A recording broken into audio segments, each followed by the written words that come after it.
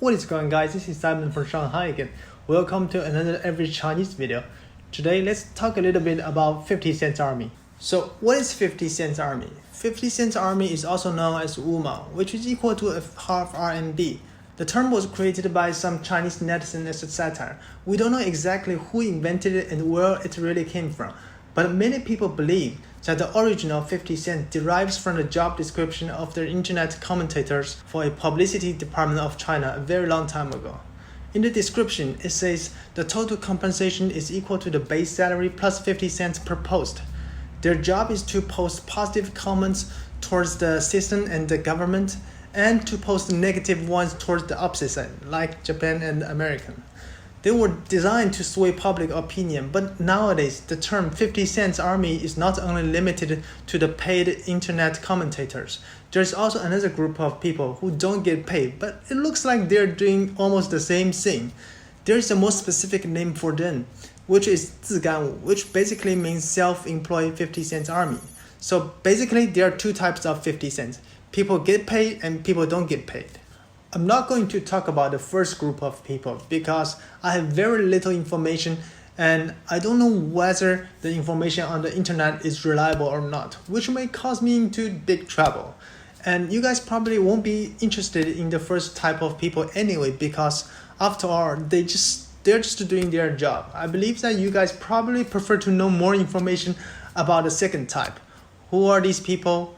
What are they thinking? And why do they do this? So let's go over that one by one, shall we? Before we talk about it, we need to draw the line. Who is considered to be a 50 Cent's Army or Wu Mao? Before this video, I've been thinking it over and over again. It is an extremely difficult task because any kind of generalization is prone to bias. So you need to bear in mind that the following idea is just my personal thoughts, maybe not 100% accurate. If you disagree with me, please share your thoughts under the comment section. First of all, we can't just call anyone who loves his country and is satisfied with the current situation Wu Mao or 50 Cent's Army, right? We have people who are generally satisfied with the current system, but at the same time, they also admit there are issues and they respect different voices, such as my grandparents. Personally, I think Wu Mao is a group of people who refuse to accept any kind of constructive criticism towards the current system. And instead of making a rational argument toward the issue, they will attack the person who raised the issue or use other excuses such as whataboutism to justify the flaw. For instance, someone may point out that China is still far away from the rule of law. And 50 Cents may say, really, does the rule of law really mean justice? What about the US? People who have money can hire a better lawyer to avoid charges. People without money have to go to jail. Another example, someone may point out that corruption is a big issue in China. Wu Mao may say, what about Africa or India? They have corruption as well. These type of comment never talk about the issue itself, but use other issues to justify the problem. Other 50 Cent will just attack the people directly. Why do you always say negative thing about China? Do you want to lead China to chaos, you evil person? Generally speaking, they don't like hearing any negative views about their country, and they don't want to discuss the issue rationally. So now let's talk about who are these people. Well, they actually come from all kinds of background and different social classes, such as college students, factory workers, business owners, and even professors and people living overseas. But I don't think people from the upper class, such as professors or business owners, will spend their time like posting anonymous comments on the internet. I would say the majority of angry comments are coming from young adults who really love their country, but they're not used to having a rational discussion on certain matters. So what do I think about these people? They're not bad people by any means. People who don't give a dime about the country will never waste their time on these matters in the first place. They will just play video games, watch Chinese TV drama, hang out with their friends, and enjoy their lives. Why waste your precious time on posting comments on the internet, right? I think those Wu Mao are people who actually do care about their country and want their country to be great. However, our education system and society don't make them rational patriots, but instead turn them into close-minded nationalists. How do I come up with that conclusion? Well, I've been living in China for almost my entire life, and I have experienced the complete Chinese education system from preschool all the way to college. I would say every single Chinese student used to share the same ideology as those 50 Cent Army to some degree, including me, yes. Although I didn't post trolling comments on the internet back then because the internet wasn't as popular as today. I had a lot in common with them in terms of ideology. I can still remember a lot of my old thoughts back then. So you know what? Let me just share some of them with you guys. In 1997, when China took Hong Kong back from the United Kingdom, some Hong Kong people decided to move to the United Kingdom instead of staying in Hong Kong.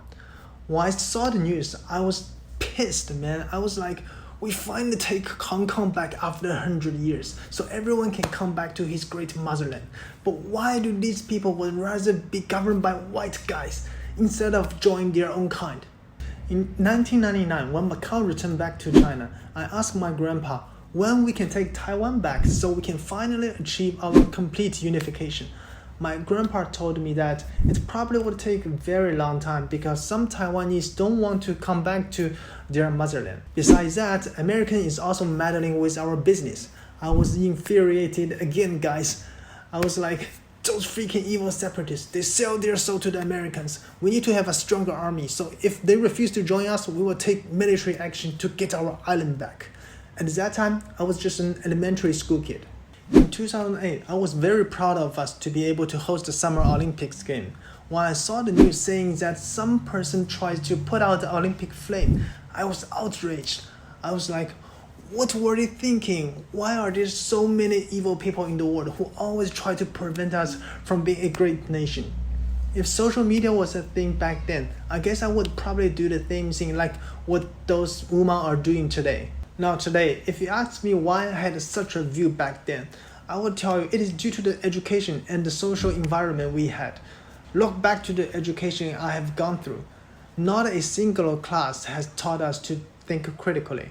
Instead of letting people discuss and find out their own truths, every history and politics class was designed to teach people what is right and what is wrong.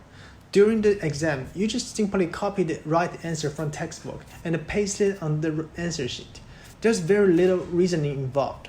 When we were at home, the information we get from television and newspaper is also very one-sided. They told you some Hong Kong people fled to the UK, but they never interviewed those guys and asked why they did this. They report that some Taiwan people don't want to come back to their motherland, but they never told us why they don't want to come back. So you see, during your entire childhood, if you have never received any training for critical thinking and all the news report and the TV show only play one side of the story, do you think you will be able to have a rational discussion about things of which you have never been taught to think critically? I don't think so. I think you would probably end up like them. This is right, that is wrong, that's it. If you saw someone post views which you have been told are horribly wrong for many years, what do you feel? You probably feel angry, and the anger will prevent you from thinking critically, and you just want to point to his nose and shout, "How dare you!" But it doesn't mean that they're never gonna change. A lot of people have changed, and I have changed. It takes time, and it requires several factors. I think the most important part is having an open mind. That's also what I want everyone to know.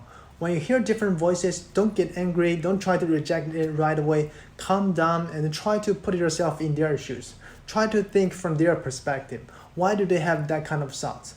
Could they be wrong? Yeah, maybe. But once you are able to understand the logic behind their view, you will be able to gain a better picture of the whole thing. I know most of my viewers probably don't like those 50 Cent Army. But I have to say, like it or not, those young people will not only play an important role in the future of China, but also influence the whole world.